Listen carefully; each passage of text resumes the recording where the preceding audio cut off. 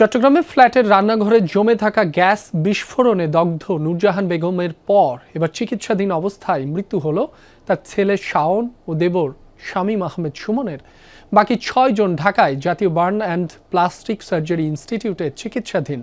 তাদের অবস্থাও আশঙ্কাজনক।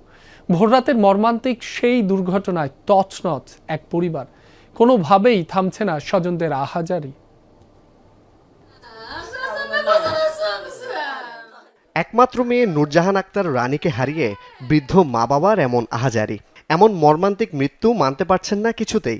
ভোররাতের আকস্মিক এক দুর্ঘটনায় তছনছ সাজানো সংসার। কল্পনার বাইরে তো এটা আমি স্বপ্ন ধারণা করি নাই। আমি যেটা বলতেছি এটা আমার কলজের টুকরা ছিল, কলজের টুকরা আমার মেয়ে ছিল না।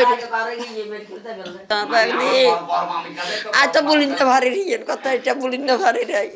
তাছাড়া তো আর কিছু করার নাই। এখানে তো সান্ত্বনা তো দেওয়ার মতো আমার কাছেও কিছু না। আমি শুনে আমার নিজেই হতভম্ব হয়ে গেছে। রান্নাঘরে জমে থাকা গ্যাস বিস্ফোরণে দগ্ধ নূরজাহানকে উন্নত চিকিৎসার জন্য সোমবার বিকেলে ঢাকায় নেয়ার পথে মৃত্যু হয়। রাত 1টার দিকে তার মরদেহ চট্টগ্রামের দেয়ানহাটে বাবার বাড়িতে নেয়ার পর জানাজা শেষে পারিবারিক কবরস্থানে দাফন করা হয়। 1টার দিকে জানাজা হয়েছে, আমরা 2:45 আমার বোনকে দাফন দিছি। মায়ের বড় বাড়ি এখানে, ওই শ্বশুর বাড়ি আলিচর বাড়া থাকতে। এর কয়েক ঘন্টা পর মঙ্গলবার সকাল 7টার দিকে জাতীয় বার্ন অ্যান্ড প্লাস্টিক সার্জারি ইনস্টিটিউটে চিকিৎসাধীন অবস্থায় মারা যান নূরজাহানের 16 বছর বয়সী ছেলে শাওন। তিনি এবারের এসএসসি পরীক্ষার্থী। সর্বশেষ মঙ্গলবার বেলা 12টার দিকে একই হাসপাতালে মৃত্যু হয় 40 বছর বয়সী শামীম আহমেদ সুমনের। তিনি নূরজাহানের দেবর এবং পর্তুগাল প্রবাসী। ওর তো মাত্র 45% ছিল, চিটাং মেডিকেল দিয়েছে 45%। আমি সর্বপ্রথম ওরে কিন্তু আইসিইউ অ্যাম্বুলেন্স দিয়ে ঢাকা পাঠাই।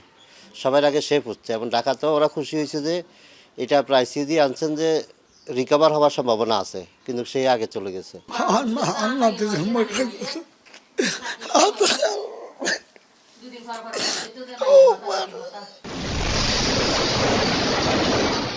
সোমবার ভোর 4:30টায় সাহারির সময় হালিশহর এইচ ব্লকে হালিমা মঞ্জিল নামে 6তলা ভবনের 3য় তলার এক ফ্ল্যাটে বিকট শব্দে বিস্ফোরণের পর আগুন ধরে গেলে একই পরিবারের 3 জন শিশুসহ 9 জন দগ্ধ হয়। এখন পর্যন্ত 3 জনের মৃত্যু হয়েছে, বাকিরা ঢাকায় চিকিৎসাধীন। জোবাইত ইবনে শাহাদাত, যমুনা নিউজ, চট্টগ্রাম।